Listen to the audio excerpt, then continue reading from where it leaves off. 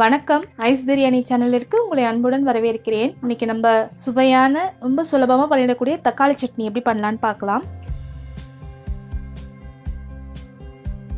பெரிய சைஸ் தக்காளி 3 தக்காளி எடுத்து நான் இங்கே அரிஞ்சு வச்சிருக்கேன். பெரிய வெங்காயம் ஒரு பெரிய சைஸ் வெங்காயம் எடுத்து நீல வாக்கில் நறுக்கி வச்சிருக்கேன். தேவையான அளவு உப்பு, 5 பல் பூண்டு எடுத்திருக்கேன். வரமிளகா 3 மிளகாய் எடுத்திருக்கேன். நீல மிளகாய் எடுத்தீங்கன்னா 5 வரைக்கும் கூட போட்டுக்கலாம். கருவேப்பிலை கொஞ்சம், கொத்தமல்லி இலை கொஞ்சம். கொத்தமல்லி போட விருப்பம் இல்லைன்னா விட்டுறலாம். ஆனால் கொஞ்சமாக சேர்த்து அரைச்சிங்கன்னா நல்லா வாசனையாக நல்லா இருக்கும். 2 டீஸ்பூன் உளுந்து, தாளிக்கிறதுக்கு கடுகு 1/4 டீஸ்பூன், உளுந்து 1/4 டீஸ்பூன், பெருங்காயத்தூள் 1/4 டீஸ்பூன், தேவையான அளவு எண்ணெய். இந்த கடாயில் நான் ஒரு 4 டீஸ்பூன் எண்ணெய் சேர்த்திருக்கேன். எண்ணெய் சூடாயிடுச்சு.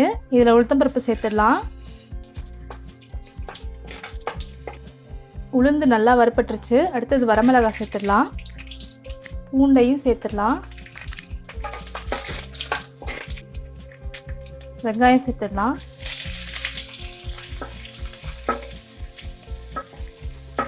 இந்த வெங்காயம் ஒரு 2 நிமிஷம் நல்லா வதங்கிருச்சு. தக்காளி சேர்த்துடலாம்.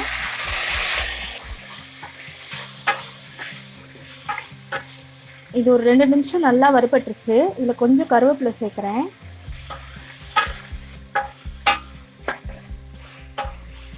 இப்போ இதெல்லாம் நல்லா வதங்கிருச்சு. நம்ம அடுப்பை அணைச்சிடலாம்.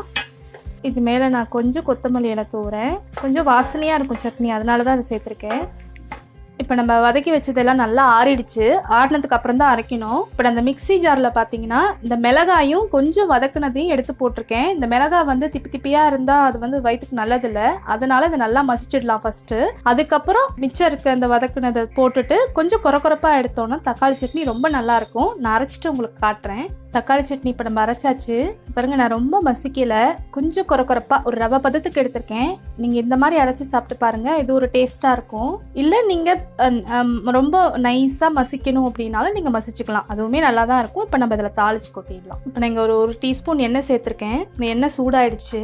இதில் கடுகு உளுத்தம்பருப்பு சேர்த்துடலாம். பெருங்காயத்தூளையும் சேர்த்துடலாம். கருவேப்பிலையும் சேர்த்துடுறேன். அனல் வந்து குறைந்த அனல் வச்சு பண்ணால் கொஞ்சம் நல்லது. அடுப்பை அணைச்சிடுறேன். இதை நம்ம சட்னியில் சேர்த்துடலாம்.